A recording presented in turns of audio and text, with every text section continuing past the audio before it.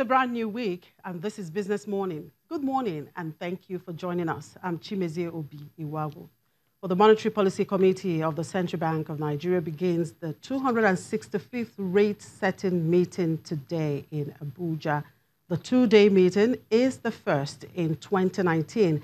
Ahead of the meeting, financial market analysts have ruled out the possibility of a cut in interest rate on the back of the country's general election. At its last meeting in November 2018, the MPC had maintained the monetary policy rate at 14%, with the asymmetric corridor at plus 200 and minus 500 basis points around the MPR. It also retained the cash reserve ratio and liquidity ratio at 22.50% and 30% each. The MPC has kept the policy rates at the current levels since July 2016. Meanwhile, the Central Bank of Nigeria has reiterated its readiness to get more aggressive in ensuring that more items being imported into the country are added to the forex restriction list. The Central Bank Governor, Mr. Godwin Emefiele, who inspected the refinery being built by Dangote Group at the Lekki Free Trade Zone in Lagos, said the bank may increase the items on the foreign exchange restriction list from 42 to 50 in order to boost local production and stimulate the export market. The CBN had in recent years placed restrictions on access to forex for 41 items in order to support the production of goods that can be produced locally, such as rice, tomatoes, and palm oil for domestic and the export market. But in December 2018, the CBN included fertilizer, thereby increasing the items on the forex restriction list to 42. And the Federation Account Allocation Committee disbursed a total of 812.76 billion naira to the three tiers of government in December 2018 from the revenue generated in November 2018. The federal government received a total of 326.75 billion naira.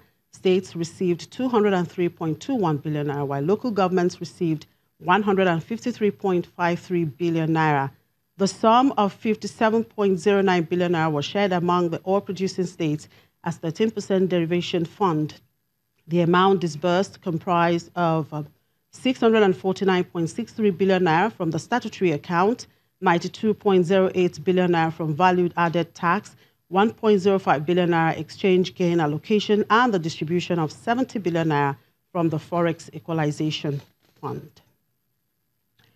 And for the rest of the week, here is how the calendar looks like. Of course, the Monetary Policy Committee meeting continues on Tuesday, and at 2 p.m. local time, the Central Bank Governor, Mr. Godwin Emefiele, will be briefing on the outcome of the meeting. And here on Channels TV, we will be bringing you live that briefing. And of course, we have a panel of discussants here in the studio to dissect the decisions. Also on Tuesday, the NASD will hold the UK-Nigeria Climate Finance Accelerator Workshop. This is a two-day event. It will last till Wednesday. And on Wednesday, the West African International Petroleum Exhibition and Conference will hold in Lagos. Thursday is a bit heavier on the calendar. The Nigeria-British Chamber of Commerce will hold its 2019 Economic Outlook that day, while Smart Entrepreneur Nigeria will hold a Smart Enterprise session also in Lagos. The Chartered Institute of Taxation of Nigeria is also scheduled to hold the CITN Federal Government of Nigeria 2019 Budget Seminar on that day in Lagos. And the International Produced Water Conference and Exhibition Africa will also hold same day in Lagos. Well, that's pretty much what the week looks like on the business calendar.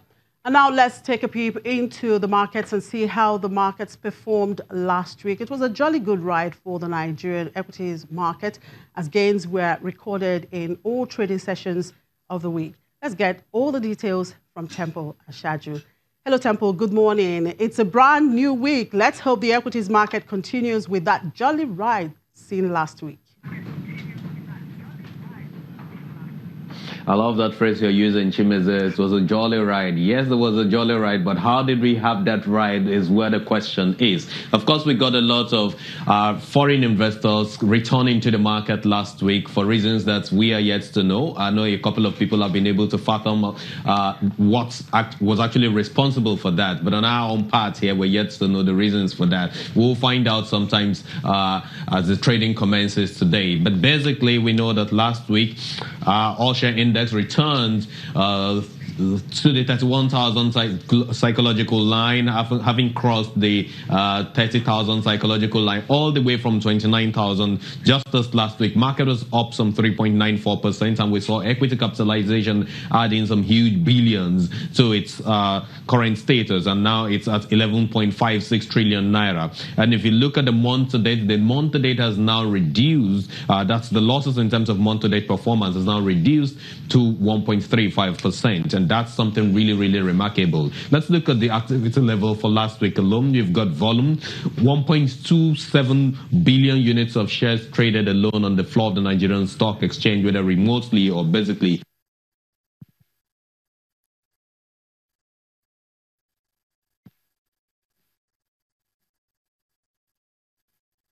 $10,476 deals. Now, if you compare the kind of deals that we recorded last week to what we've been seeing in recent times, that you'll notice that this particular week that ended had more deals, 16,476. In the past, we used to record something like 13,000, 14,000, and just 15,000. But for this last week, it was rare to get 16,000, and we got it actually. Now, gains was seen across all the trading sessions. It either starts, on a slow, we either get to have a slow start to the trading day and then close bullish, or basically start bullish and eventually close bullish. So last week we saw this kind of trend which persisted throughout the market sessions in the run up to the general elections, which is of course the presidential side of it, and of course the parliamentary side scheduled for the 16th of February. This is typically not what we are used to in the Nigerian markets. So as I said earlier, we will find out what is actually responsible. Let's go to the sectors.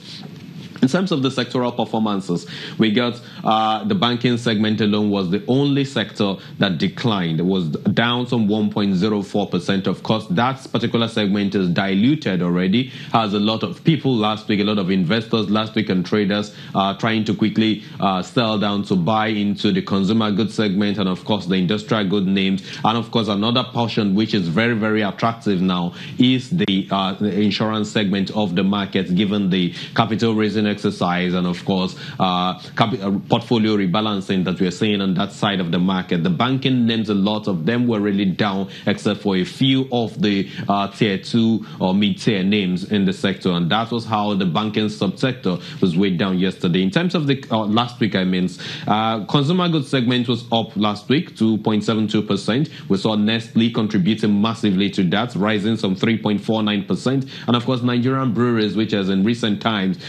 been deeping in terms of share price. The capital depreciation on that particular company has been really, really notable. But last week it was up week on week 3.85%. In the industrial goods segment, if you look at what Dangote did to that segment, which was the highest gainer for the week, up some 12.71%. Dangote Cement was up some 10.11% last week. On Friday alone, it rose some 3%, and of course, it's now trading at 194 naira per share. And that's how the industrial goods segment of this of this market was able to surge 12% for last week. If you look at the fact that months to date, Dangote Cement has gained some 3% in 2019 alone, and of course, we recognize the fact that it is still underperforming the sector by some percentage points there, because we know that the industrial goods segment on its own alone has gained some 9% year to date. So